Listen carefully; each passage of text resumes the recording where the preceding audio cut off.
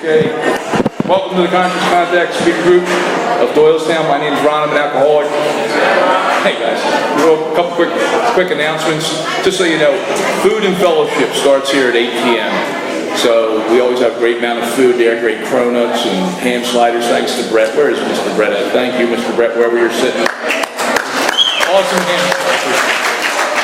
We usually have hot dogs and hot sausages, but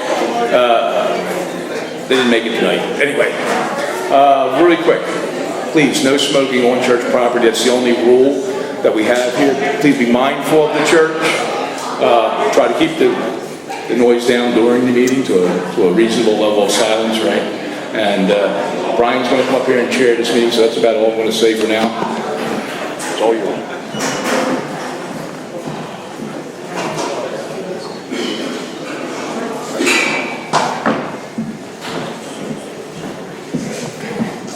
All right, good evening, everybody. Welcome to the Conscious Contact Group of Alcoholics Anonymous. My name is Brian, and I am an alcoholic. This is a one-hour speaker meeting that meets every Saturday evening at St. Paul's Lutheran Church, 301 North Main Street at 8:30 in Doylestown, PA. The business meeting for this group meets here every Saturday at 7 p.m. to 7:30 p.m.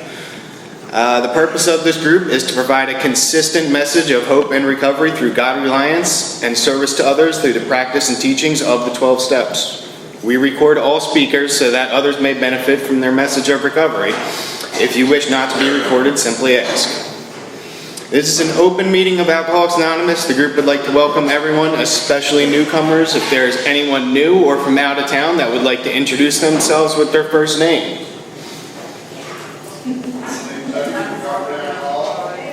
Welcome. That's it? Jimmy, welcome. Yeah. Linda, welcome. Trevor, welcome. Jonah, welcome. All right, we get everybody? Come here. Greg, welcome. Anybody else? Yeah, back there. My name's Scott T. Alcohol. Welcome. First time at this meeting. My name's Rob. I'm an alcoholic. Ralph, welcome. Good to have you. Get everybody? Okay, cool. The Conscious Contact Speaker Group encourages sponsorship. Would anyone with working knowledge of the 12 steps and that is willing to sponsor, please raise their hands. Does anybody have any announcements for the good of AA? We have meeting lists and big books on easy terms. Please see me or any home group member after the meeting. If you cannot afford a big book, the Conscious Contact Speaker Group will give you one at no charge. Anyone willing to make donations for the purchase of big books or CDs to help those who cannot afford them can put donations in the jar on the back table marked Big Book and CD donations. If you would like a CD of any speaker, past or present, see me or Ron before or after the meeting. They are available free of charge. And with that, Matt is going to come up here and read the AA preamble. All right.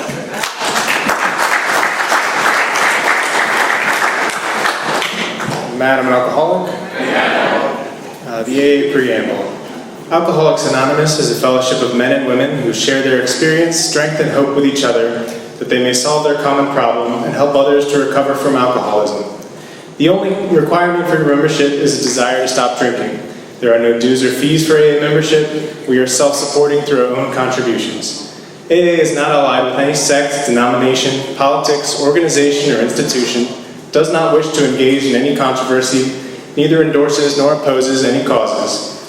Our primary purpose is to stay sober and to help other alcoholics to achieve sobriety. And I'm going to have Nick read the steps.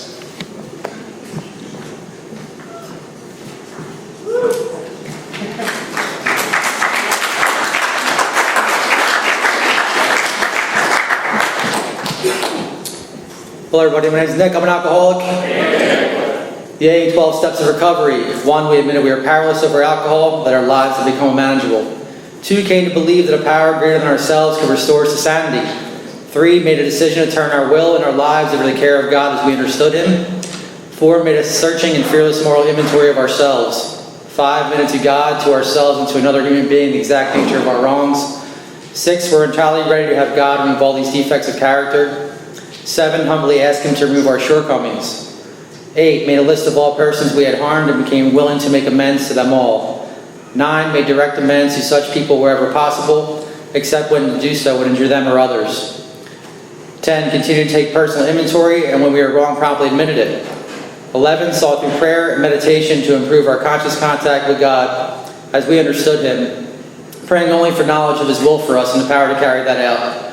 And 12, having had a spiritual awakening as a result of these steps, we try to carry this message to alcoholics and to practice these principles in all of our affairs. Turn it back over to Brian.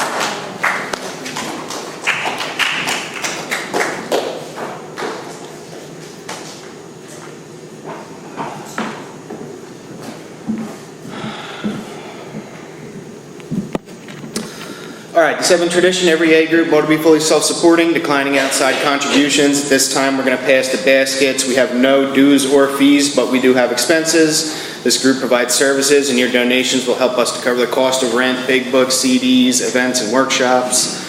As Ron said before the meeting, there's absolutely no smoking on the church property. That's a request from the church. They're very generous to let us use this facility, and that's really the only request they make, is that we leave it as beautiful as we find it. And so if you could please be considerate of that when you're on your way in and out, just keep it off the premises. Please take a moment to silence all cell phones and limit movement during the meeting to avoid distractions. And now I would like to introduce to you guys our speaker for tonight, a very good friend of the Conscious Contact Speaker Group, on loan to us from the Sunlight of the Spirit Group from Voorhees, New Jersey. Please help me welcome Justin Tigg.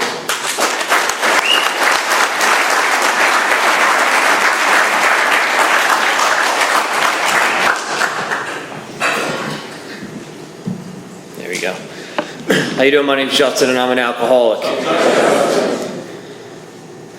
So by the grace of God, the 12 Steps of Alcoholics Anonymous, this fellowship, the transformation as a result of all the things that I get to do inside the rooms of Alcoholics Anonymous, such as come up here and speak to you guys tonight.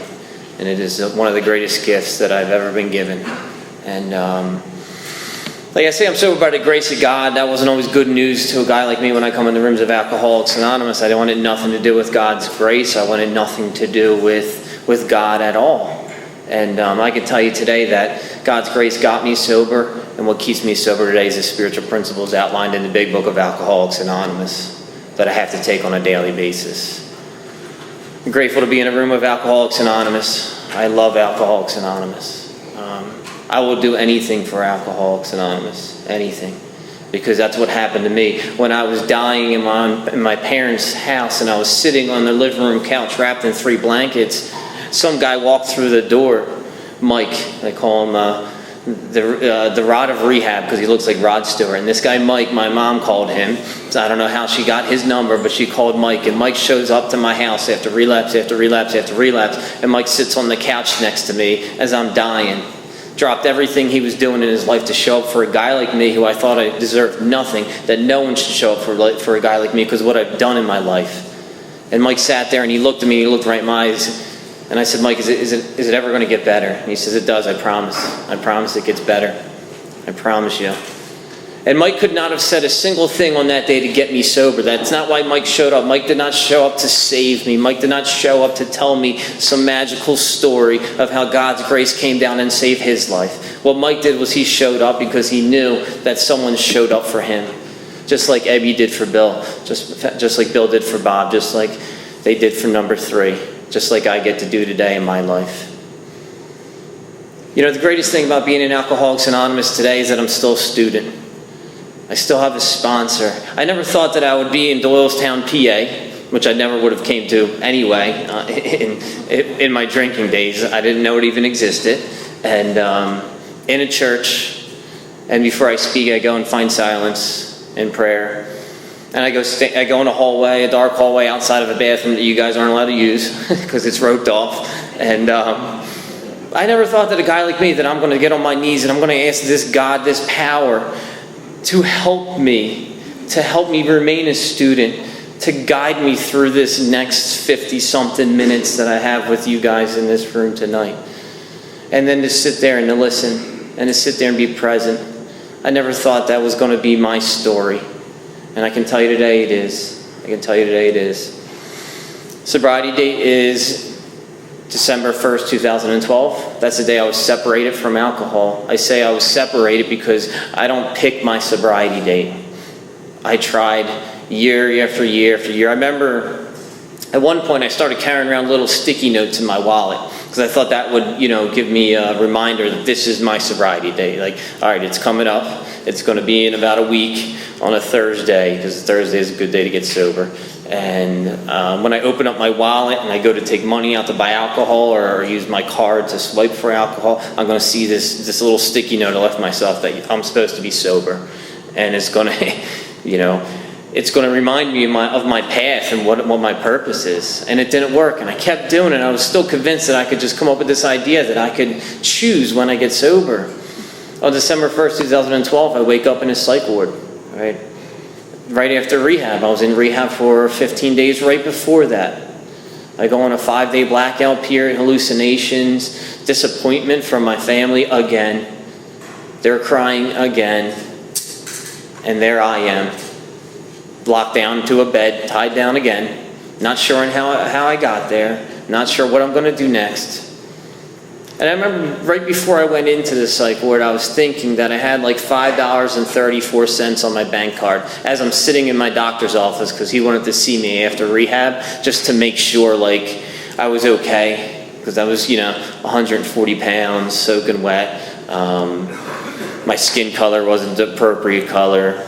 Hygiene was not something I did, and he just wanted to do a checkup. So I'm in his office.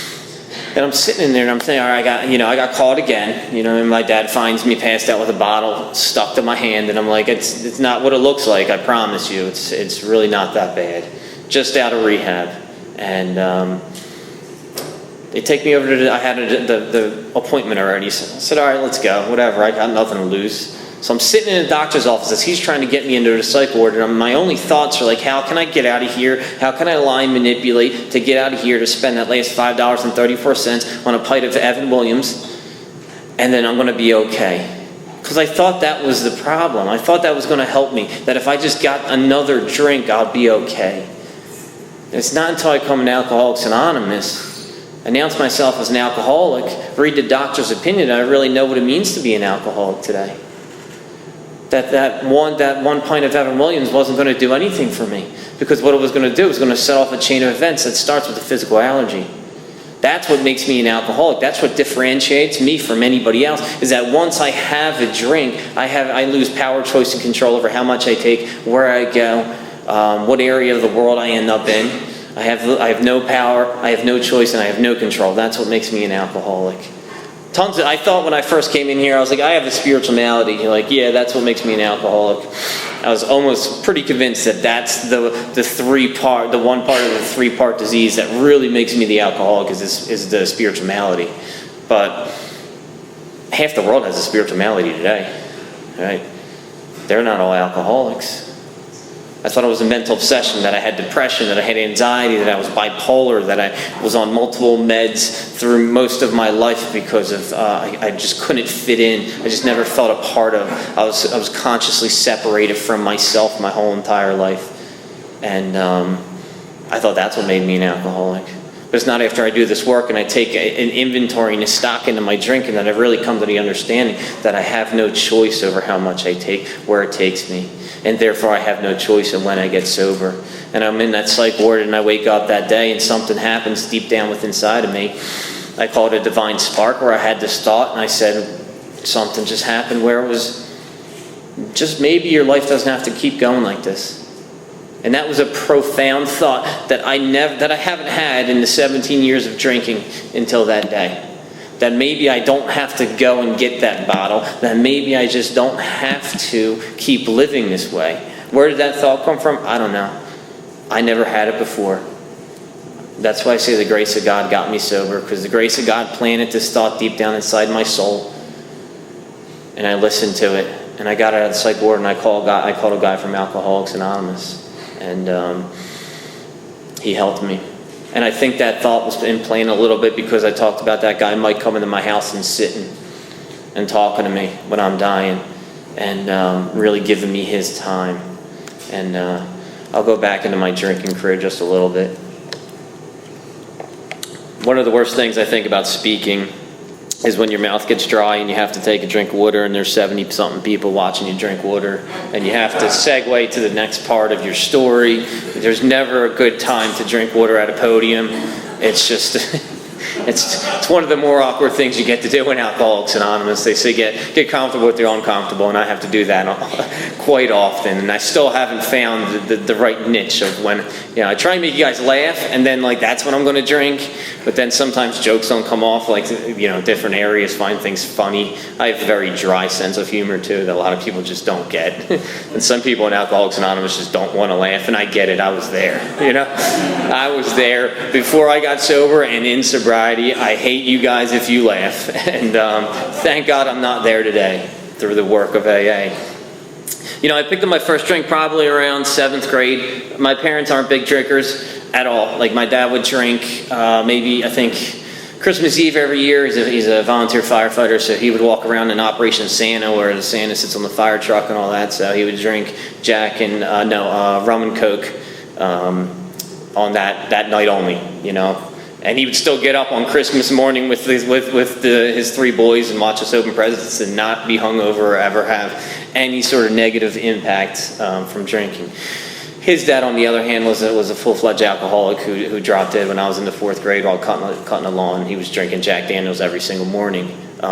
He was there when I was born, my grandfather, and he wanted me to be called Jack because my middle name is Daniel, and he wanted my initials to be Jack Daniel Taylor would be my full name. And my parents were like, no, that's a little sparse, so we'll keep the Daniel. His initials are still JD, and that was enough for him. But alcoholism runs in the family a little bit, it's get my parents. And, so growing up, there was always alcohol in the house that was just there for years. So finally, 7th grade, I'm already feeling uncomfortable. I talk about, even in kindergarten, I was a nervous wreck. They're going around the classroom. They would always give this pencil case that you sat on the corner of your desk if you had the cleanest desk in the classroom. It was your reward. And my main goal in life was to get that every week so that I could just feel good about who I am. And I'm 4 years old, and I'm worried about if my desk is as neat as it possibly can be, because I already just don't feel good inside, and I don't know why. And so I failed kindergarten, which is, they don't call it that, but I went to transitional 1st grade, which was called T1, something they have in Jersey. I don't know if they have it out here. But it's the teachers sit you down with your parents, and it's you're just not ready for the 1st grade. Everything was way too traumatic for you in kindergarten, the ABCs, counting, all the other things that all the other students were adapt to and did well in, and advanced, I just didn't because I was a nervous wreck, and I had to perfect everything. My handwriting, I would be sick for days in school trying to have good handwriting. I can tell you that my handwriting is horrible. You could find my 4-step. All the 4 steps I've ever done, and you guys could not read them. I don't have to worry about that at all. That pursuit of perfection never got me to the goal. Same as it is in Alcoholics Anonymous today. This pursuit of perfection that I try and achieve through these 12 steps so I don't have to experience any pain and suffering in the rooms of Alcoholics Anonymous, why I'm numerous years sober, it doesn't work for a guy like me. It doesn't work. That I'm not here to obtain some sort of perfection. That what I'm here to obtain is to be a student. What I'm here to do is to be broken, to be transparent, to be vulnerable. That's the main thing that I've learned in Alcoholics Anonymous. If I'm as vulnerable as I can be, if I'm transparent as I can be with my sponsor and those people I trust, if I'm as broken as I can be, God restores me. Because God doesn't have anything to do with me, and I don't invite God in when everything's really good and I solved all my problems by myself. I don't need that God. I need the God that's going to come in when 2 years sober, I don't like Alcoholics Anonymous anymore. I'm sponsoring 10 guys. I don't like when you guys are laughing. I don't like when you guys are having fun. I don't want to be here anymore. And thank God I had a sponsor who told me that I need the darkest parts of your soul. God needs the darkest parts of your soul.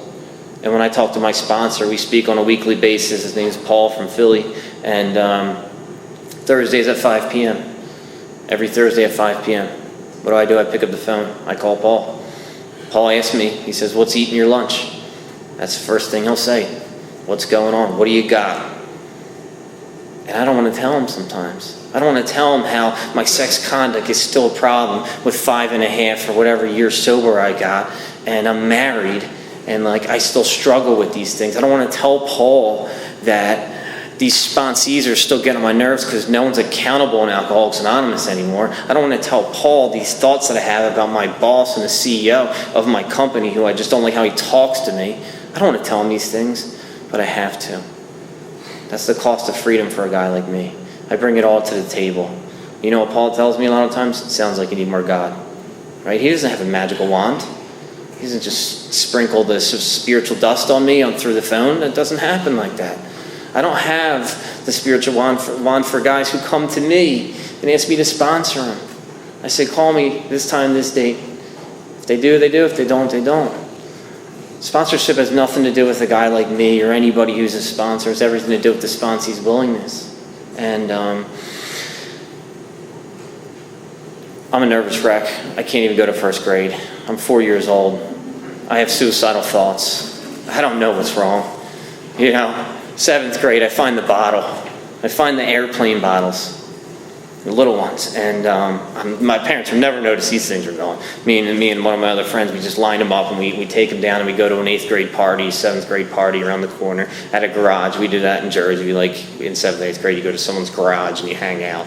And you try and find a cute girl to make out with. And you know, so I go to this party, I'm wrecked, and like, this is great, like, I'm on top of the world, you know, there's this cute girl I've been wanting to talk to forever. Every other time, I just get feared up to stand in the corner, and don't make a move at all, or just play basketball, or hang out with the other guys, and I go there, and this night, everything's different. Everything is different. For the first time, that separation I had from myself and every other person in the room is gone. And all of a sudden, I can make this connection. All of a sudden I can look people in the eyes. All of a sudden I can go up and talk to anybody without having a preconceived conversation in my head and then walking away and having another conversation about the conversation I just had, then it go about the conversation I already had with myself. And I'll do that in AA too. And I had arrived, you know. And so what happened is I became a weekend warrior in 8th grade. It was great because there was a soda machine on the out front of the liquor store. At the liquor store on the White Horse Pike, which is kind of like a main road, like 611 that I came in or whatever that road was. It's the four-lane highway, liquor store, but I would have to get the liquor and then cross it. So it was like playing Frogger, and not so much, I wasn't worried about the cars, I was worried about the cops. Because the cops drove up and down the White Horse Pike a lot. And, you know, so I'd stand there with the dollar and I'd just act like I was, you know, dollars were crimpled back and they used to rub it on the side of the machine. So I'd be rubbing it, trying to flatten it out and act like I'm putting it in and stand there for a couple hours and then like kind of make eye contact with the people walking by. Like, can you buy me beer? Can you buy me beer? Can you buy me beer? Until someone finally, you know, buy me beer. And I would stand out there for hours. It doesn't matter what time of season, rain, shine, how cold it is, it doesn't matter. I'd stand out there and I'd get it. And it's not easy, like it would be me and probably like 3 other guys, so we'd get like 2 30-packs. It wasn't easy to run across the 4-lane highway with 2 boxes in my hands to get there. And then we would just drink in a bush on the other side of the pike.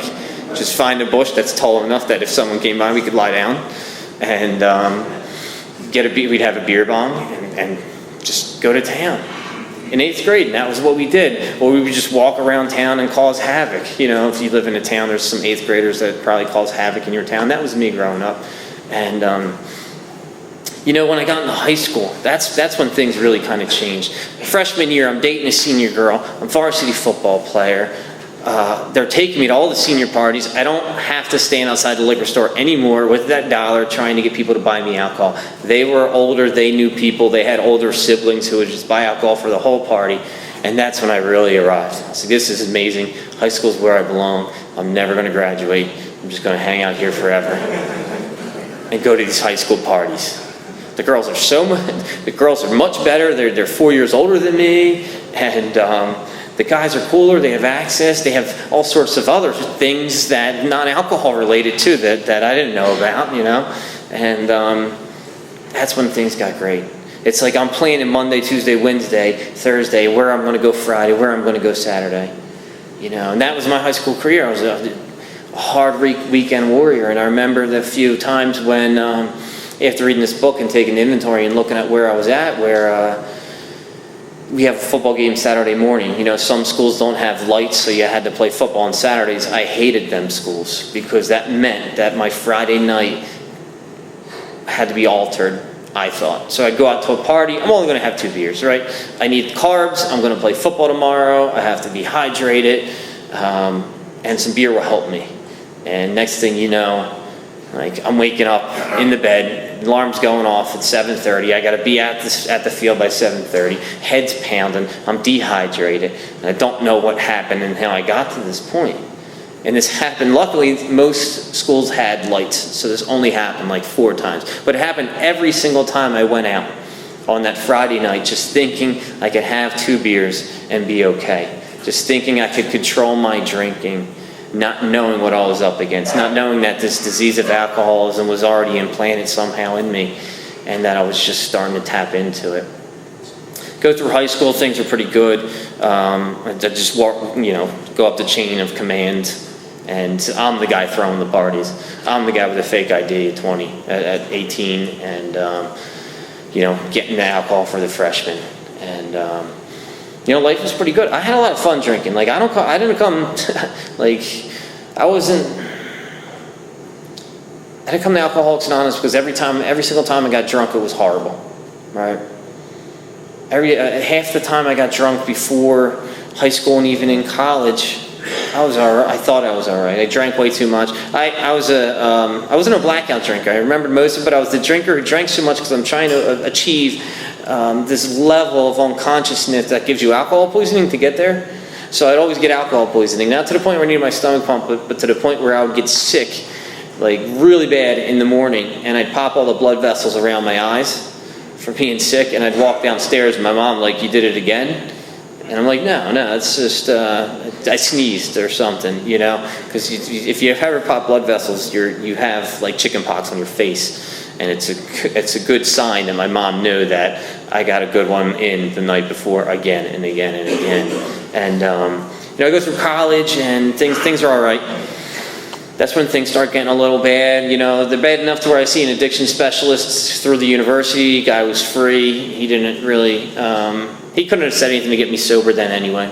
I don't think anybody during any parts of my path before I end up in Alcoholics Anonymous could have said something to me that would have just made me stop. It's just not how I felt or my experience. What it was this guy told me to do a weather report every morning. I get up to see if I'm going to get drunk or high.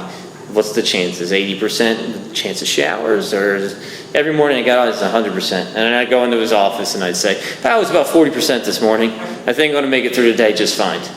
And, the book talks about, no wonder therapists have a low opinion of us. I go into this guy's office continuously, and I say it's about 40% chance. And then early on in Alcoholics Anonymous, I have to write inventory because this guy couldn't get me sober with his weather display of if I'm going to get drunk or not. I had no control over it. And, it starts getting bad enough to where I see him. I end up graduating college. I went to Rutgers, Camden. My girlfriend at the time was a bartender. I was in the great city of Camden, where as an alcoholic was great for me. She was a bartender. I got free alcohol. She made tips. I could steal from her. Life was good.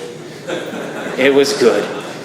One day, after 5 years in that relationship, after numerous attempts to stop, a few rehab trips, one day she comes home and says, "I can't do this anymore." And while we're together, living in my parents' house together, we didn't have our own place. My life was completely a mess. The college degree that I thought was going to fix me ended up giving me nothing.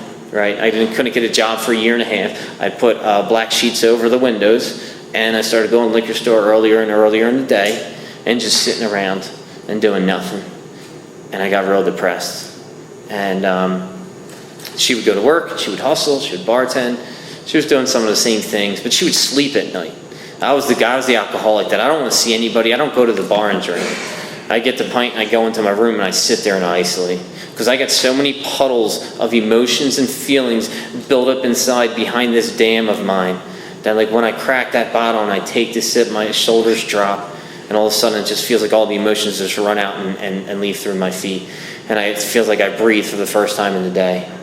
And I get a job at a school in Southwest Philadelphia, working at as mental health, of course, as I'm dying. And yeah, it's a good segue into Alcoholics Anonymous, like the people who just do 1 in 12, which I've done that for a while, where I'm just like, you're going to save me from my alcoholism because you're going to tell me how bad your life is, and then by comparison, my life isn't that bad because yours is way worse, so I'm going to be okay then. Like, that doesn't help a guy like me. That just gets me in more trouble because I'm not willing to take honest stock and look at what's going on in my life and why do I not have God reliance right now. And I'm trying to help these kids. I'm showing up partly. I'm falling asleep in the classrooms. And, something happened while I think I'm still alive today because I was getting to the point where I was, really contemplating taking that supreme sacrifice. And these kids loved me unconditionally. It was like my first God experience of like these kids who come from some of the roughest parts of Philadelphia, like Bartram Village and all that. They'd come in and they'd hug me and be like, Mr. Justin, good to see you today. And I would just feel horrible. Like, it's good to see you too. And, but it filled me up inside. It filled my cup enough to just keep moving, to keep my feet moving.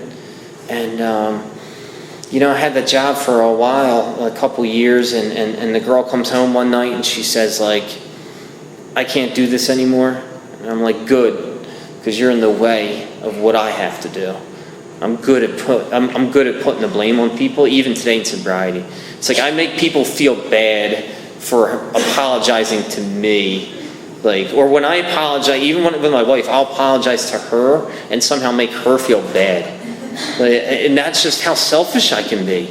And it's only through the inventory process and taking honest stock of these situations on like what happened in this situation, what was my role, that I can see the truth in it. My sponsor tells me all the time, he's like, you can't make your wife apologize or feel bad because you're apologizing to her for something you did wrong. Well, that's really what I want. I want her to feel bad that I have to apologize. That's how deep this disease runs. And she leaves. And I'm left alone. That cash advance that was coming from her purse every night is gone. The free drinks at the bar, gone. Someone to blame, gone. It's only me. And things got dark. And I lasted about 2 months like that. I'm driving over on November 14, 2012. I'm driving over the Waltman Bridge to work. And I always say I fall asleep, but I nodded out the wheel, if we're being honest.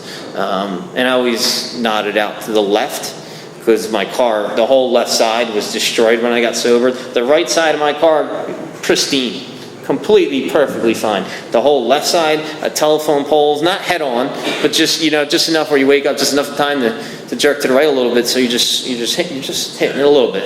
And so I hit the Walton Bridge, not the bridge, the median of the bridge. So that guy goes down the middle with the machine and he moves it one lane to the left and right. So my first thought was like, that guy was messed up. And he left one of them little things just to niche out, like 3 inches too far out. And it nicked my car. And sobriety told me the truth on that was completely me. I go to work, I can keep driving, I hit the front light got smashed, the side window got smashed, and my door barely opened, only like a foot, so I had to squeeze out. And the funny thing is I had that car in the 3 years of my sobriety. I was driving that thing around, picking guys up, and great stories of how we don't know how much impact we have on people in Alcoholics Anonymous. I picked this guy Seth up for a meeting, and Seth, my window, the door handle on the inside, both of them didn't work, so you had to roll down the windows and reach out and let yourself out. And so I take Seth to a meeting in Philly at the Underground, and Seth's got to roll the window down and reach out. Actually, Seth broke the door too. It was working, it was rigged up, and Seth broke it even more. So Seth ends up relapsing, and the truck that Seth is using to go get what he's got to get, he had to roll down the window every single time, reach out and open the door. He said every time, because Seth is now sober for 4 years or so, he said every time he was doing that, it made him think of that night that I invited him over my house. My mom had a home-cooked meal. We sat down and we ate like a family. And we went to a meeting of Alcoholics Anonymous. Every single time he went to go get his drink, he thought about that. Those little impacts that we get to have, these God moments that we get to have on others' lives, is amazing in here. It is amazing. Do not devalue any moment with another alcoholic you get to have. So many times people have told me years later about something I said to them. I said that? It sounds good. Thank you. Years later, and it just stuck with them. I don't even remember doing it. I don't even remember that night. And Seth told me when he came back how important that was to him.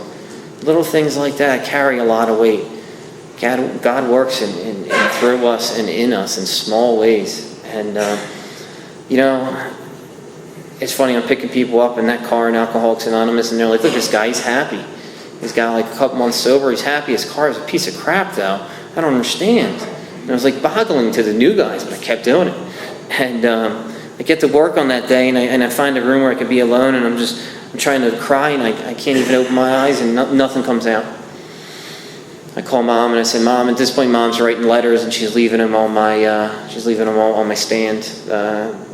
Really heartfelt letters that she doesn't want to see her son die. That she's scared to come into my room in her house each morning because she doesn't know if I've made it through the night. And I no longer could look at my mom. My dad no longer looked at me in the eyes as much as he used to because they saw me. I was good at football. I did good in college. I graduated with honors. High school, I was an athlete, always had girlfriends, friends, and everything. Alcohol took all that away. Took it all away in a couple years. And, looking at this first step of the powerlessness, I always tell people that I am not the only one powerless over alcohol. That I have to look at every single person I come in contact while I'm in my disease. Because my parents were powerless over this deal. That girl I dated for 5 years, she was powerless over this. So I always look at how selfish is it of a guy like me to come in here and think all I have to do is stop drinking. To think all I have to do is just get a little time and things are going to be okay. To think I don't owe these people the power that I now have today in my life, that I have to take this power and I have to give it to them and I have to show them through this thirst that they get to bear witness to the victory and the difficulties in my life that I learned how to do in the rooms of Alcoholics Anonymous.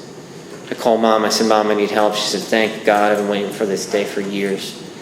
They get me into that treatment center. I do 14 days. I'm a scholarly treatment guy.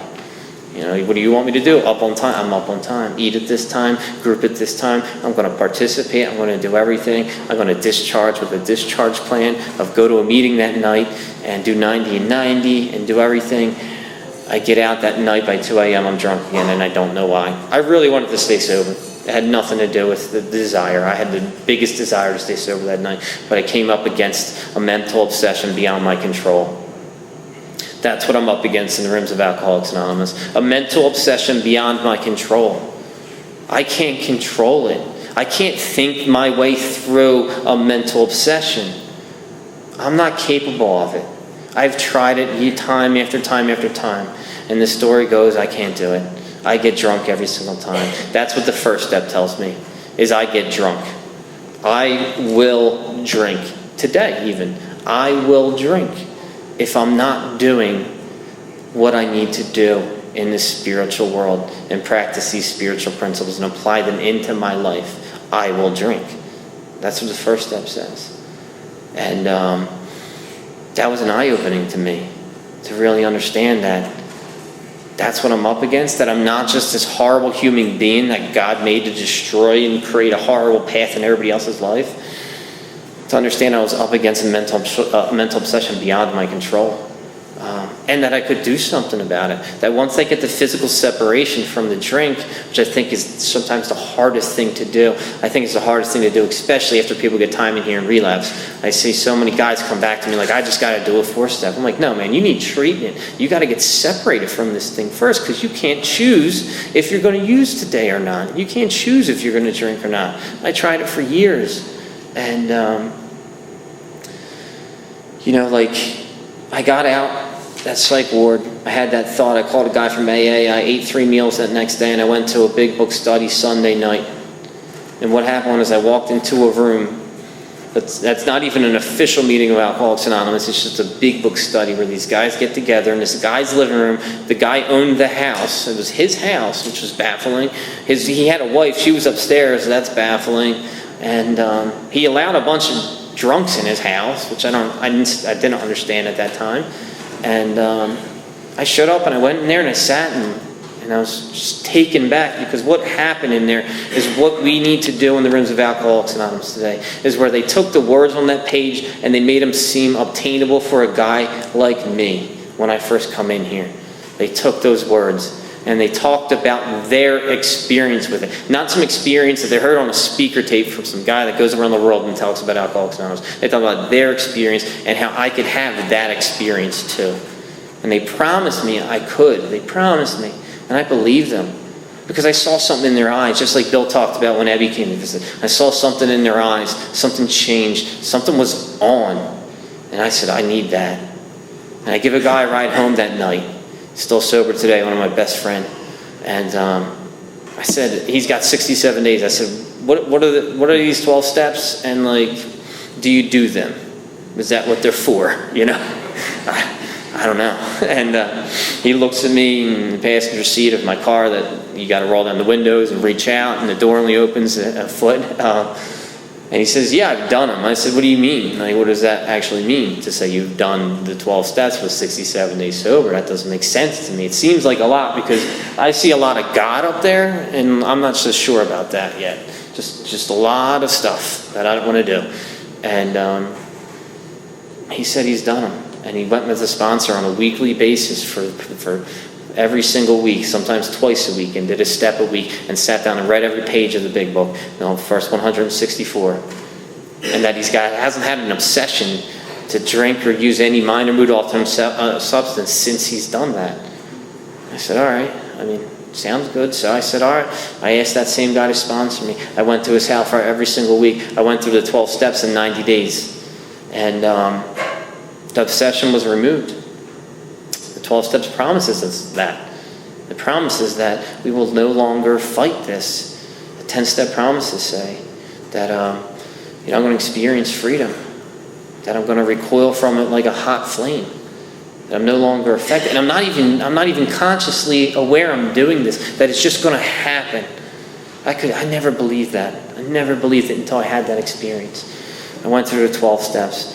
And then I'm trying to sponsor guys with, 100 days sober and pick at the clubhouse, just hanging out. Who wants to sponsor? You need a sponsor? I'm your sponsor.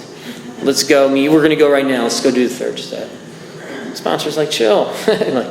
You have to talk to them. You have to build a relationship with them. You have to read the book with them. And it wasn't until I had about a year that someone really was about sponsorship. But what happened between the going through the 12 steps in 90 days and that year period was I stopped really taking a hard look at the steps. Things got good, right? I was sleeping better. I was eating better. I was, hopping around from relationship to relationship because that makes me feel good. And I was doing all sorts of things. And, claiming that I was 13 stepped. And my sponsor's just because she has more time, you've been through the 12 steps. You don't get 13 step. Time is not the reason you get 13 steps. You've been through the 12 steps, right? Just because you have less time, don't play the victim here.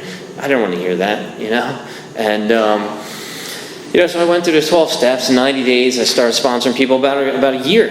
And what I did from year 1 to year 2 was I sponsored as many people as I possibly could in AA. And I didn't realize that the 12th step is 1/12 of the program. I completely forgot. Was not invested in the other 11. That really, the other 11 that are the mold to that 12th step. The other 11 that guide me and allow me to be of service, allow me to help people, allow people to borrow my power until they develop their own. I had no power. I'm sitting there telling these guys, this is where you're selfish, this is where you're dishonest, this is where you're self-seeking. Over and over and over again. And what starts happening? I don't like AA. From year 1 to 2, lots of sponsorship, little of me being sponsored, not being a student at all. I knew the big book, I could still pick up the book and know it just from that year alone, from just reading it time and time and time again, and just shoving it down other guys' throats, which is not what the big book's meant for. There was no love in there. There was no tolerance. I didn't respect our code at all. And year 2 comes around, and it's a dark spot. I'm the guy in Alcoholics Anonymous. I don't know if you're there or if you know this guy who's sitting back there, and I'm still sharing because I can talk well. And I'm telling people, like, if you got a God that's only going to be there for when you're good, you're going to be in some trouble in AA. Like, I'm the guy that's just bringing meetings down, who's been through the 12 steps and just smashing anybody. I'm just waiting for all of you guys to share. I'm going to go last, and I'm going to chop you guys down, just one by one. And I go home and I'm like, God, that was good. That was an awesome share. So thank you, God, for finally doing something for me, you know. Unmanageability was rampant. I was having problems, sex conduct, problems with personal relationships. I was angry. So I was living on page 52 with the bedevilments. I couldn't make a living. I had a full-time job and I still couldn't make a living. I was prey to depression and anxiety. It got me almost every other day, the depression and anxiety. And what did I do when between 2 and now was I got a new sponsor, first and foremost. I got a new sponsor who was going to hold me accountable, who I was going to be accountable to. And I went through the 12 steps again, and not rushing it. And I think it's very important first time through to really get down to business. But this next time, I wasn't fighting a drink. That wasn't a problem anymore. All of a sudden, I'm fighting some sort of disease that's much deeper. I start to have this awakening, this understanding that the drink is not the problem. I thought I had to just come here and stop drinking. I was going to some meetings, like one of my first home groups was Ashland Men's, an hour-and-a-half meeting, men's meeting, and a lot of old timers, 40 plus years of just like, don't drink, go to meetings. And I started to buy into that because they had 40 years and I didn't. And did the 12 steps once. And I was like, all right, I did that. All right, I'm good. Like when I was going through the 12 steps, there was always something next. There was always something next. And this time I sat back and took a look. I looked at powerlessness as I do now, with 5 years plus sober. What am I powerless over today? What things am I still doing today that I don't even want to do, and I still do it because I don't have a choice in the matter? Leaving the drink question completely aside, where's all manageability in my life today? What am I bringing to my sponsor on a weekly basis? These are the things that I get free from. And it's not just that phone call with my sponsor. It's what I do after that phone call. Do I sit in silence after that phone call? Do I actually seek? Do I go within and turn out? And got a sponsor again. I went through the 12 steps. I spent some time really looking at these things. Why don't I want to turn these things over to God? What am I scared of? I'm scared of everything. Scared of everything. And it took about a year and a half for me to come out of that funk. It took about a year and a half of me. My prayer went from like, God, you got to do this. Like I'm on my knees and I'm telling you, you have to remove this defect because I know it's in the way of the usefulness to your sons and your daughters. You got to take it. I'm not humbly asking anything. It's become a dictatorship. I become God. And I'm still praying every morning. I'm still praying every night. I don't know what meditation is, but I'll tell you all about how to meditate, right? I'll give you a seminar on meditation, and I'm not doing any of it. And, I went back through the men's process. That was the other huge thing. 9-step promises, we're going to be amazed before we are halfway through. And what do? I stop, right? When I'm amazed at anything, I stop because it's good enough. Tomorrow's the best day for an alcoholic. I had so many tomorrows. I've had so many guys call me. I'm going to rehab tomorrow. You know who calls me the next day? Mom. You know what Mom says? Dave didn't wake up. Dave overdosed and died. So many times Chris never woke up. I don't know how many funerals I've been to. I don't know how many guys, how many sponsees, how many people I've lost. And what do I get to do as a member of Alcoholics Anonymous? I get to allow their parents to bear witness to God working in my life because they show up in their life still today. I reach out to them. I think Dave's death anniversary was yesterday. It was 3 years ago. Just like that. 3 years just flew by. It's crazy.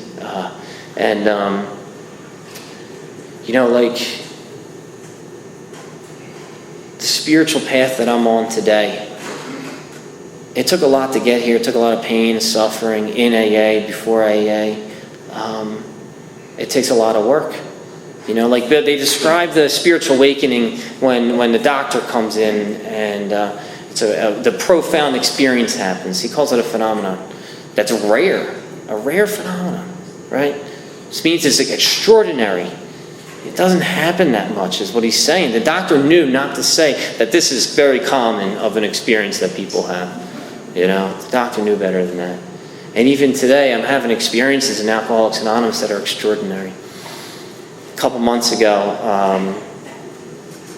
my godfather, who was pretty much my uncle, who was there through just one of the great guys, just shows up in your life for everything. And my mom calls me on like a Thursday that he went into the hospital with a stomach ache and he's not supposed to make it out by Sunday. He's got cancer.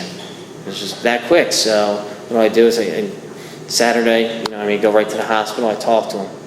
His thing was life is good. It was his motto. He had a trucking company. It was on all his truck. Life is good. Just a simple, pure motto. This guy was the essence of God. The church needed food. You know what? He would go get a bunch of food. He'd drop it off to them. They say, how can we help you? He said, you can't. Life is good. Walk out. He'd show up in people's life. He'd tell them life is good. Do something for them. They asked, how can they help? He would say, life is good, and move on. And, he ended up getting out of the hospital on Sunday. He took to go to hospice care. And on Tuesday night, I'm busy. I work a full-time job. I'm married. I like to work out. I like to do activities. I got 2 dogs that require a lot of attention because they're like 80 pounds each. And, all that goes to the wayside because life is good. And he taught me to show up for people. So I sat there at the end of his bed as he was surrounded by everybody that loved him as this man took his last breath in his life. And I sat there with tears rolling down my face because I'd never had an experience like that in my life, of where so much sad and sorrow happened at the same time as so much love and so much God that it changed me as a person. And a couple months before that, I was listening to a podcast about death. And I was drawn to this book, Confessions of a Funeral Director. And I'm like, that sounds cool. So I read this book, and this whole book has this whole perspective about how a death negative narrative is what most people see it as, that we have to switch to finding love and finding God even in death and in darkness. And I read this book not knowing that someone really close to me is about to die and I'm going to watch their last breath a couple months later. God provides for me. That thirst that tells me that I'm turning my life and my will over to the care of God, to the care. I skipped over that word care for so long and I didn't know what it meant to be cared for. I felt like I was never cared for my entire life until I had a couple years in Alcoholics Anonymous. I really understood that God's not going to drop me on my head, that God's going to do everything for me. I just have to put in the work. I read this book. I had this experience. I sat there. It's just in awe. Amazing. It's one of them things that words can't even describe. With 2 years sober, I sat there with this girl that I was in a relationship for about a year, and I told her that I don't think I belong here in this relationship. We had an apartment together, of course, so it was literally a here thing, and then like also here with her. And she told me she loved me. I said thank you. All the things you're not supposed to do because I didn't know how to accept love. I didn't think I deserved love. I didn't think I even deserved sobriety in Alcoholics Anonymous, multiple years sober. And I asked God a simple prayer. I said, God, and I still do it today, teach me how to love today. My whole entire life changed. My whole entire life changed. How I sponsor guys changed. How I treat others changed. How I treat myself changed. How I see the world changed. With those simple words of just asking God to teach me how to love, and me thanking Him every single night when I hit my knees and I have an awakening and understanding of like, oh man, I was horrible in that situation, and now I know. Now I know. And that same girl that I said I don't belong here, and like I can't accept your love, and I don't know why you love me, because I just don't get it. And November 17th, 2017, I took a sacred vow with her. on a cliffside in St. Lucia in the Caribbean, like the most beautiful thing in the world. As I stood next to her, looked in her eyes, and I offered myself to be a student to her love and her teachings for the rest of my life. That does not happen without God. That does not happen without spiritual awakenings that continue to happen, that are rare, but they're there. And thank God we have a big book of Alcoholics Anonymous that tells us how to have a spiritual awakening. I have not met a man who I've sponsored, who I even know in Alcoholics Anonymous, who has picked up the blue book, read the black lettering on the white pages, did what it had to say, kept doing what it told us to do, and drank.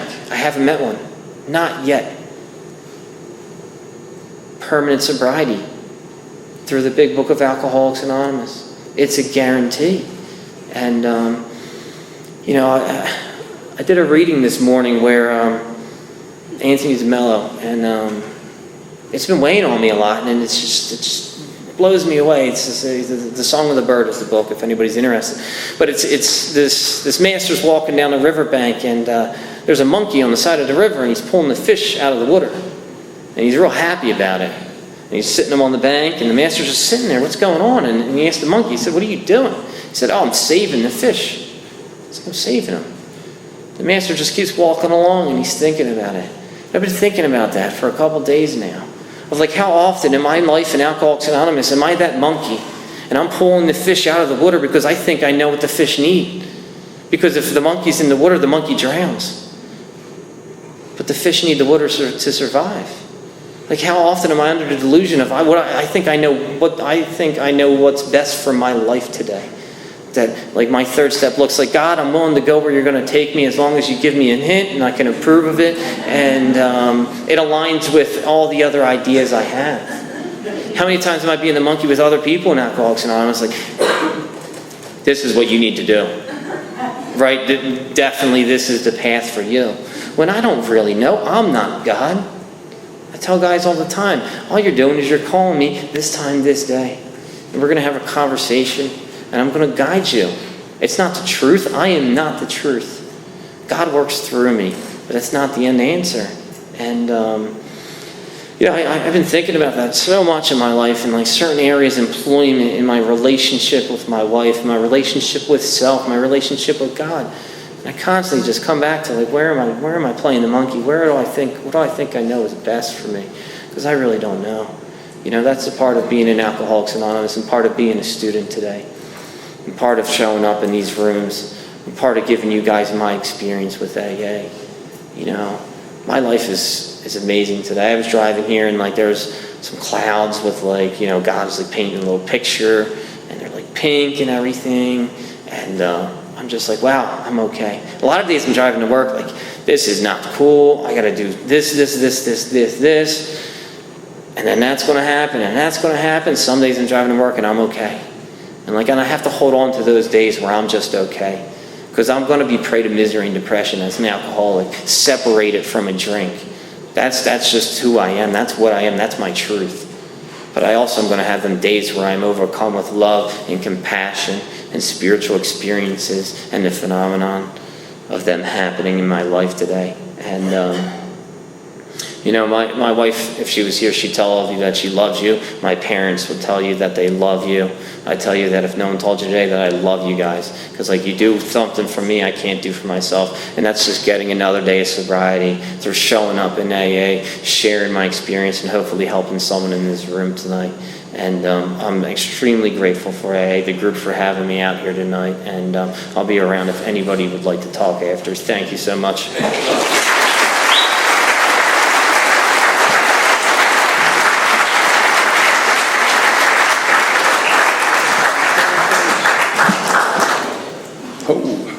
Epic job. Let's thank him one more time. Thank you, Justin. Important announcement. Every September we have annual Women's Month. All women speakers all month long for the month of September. It's pretty epic. Be here, please, if you're in the area.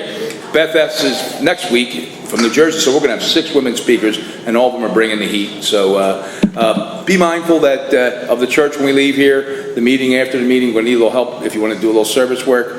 7 rows deep, 5 across, the rest go on that rack over there. There's flyers on the back table there, I forgot to let you know that, of all the local groups, but if you guys have any announcements or any other meetings or anything to put out there, please put out there. We have a Facebook page, if you're not aware of that, keeps you connected not only to this group, but all the festivities are going on probably within the tri-state area, maybe a little further. It's the Conscious Contact Speaker Group of Doylestown, real simple to find. And our sister group is a big book study that meets on Thursday. Flyers back there, 7:30 p.m.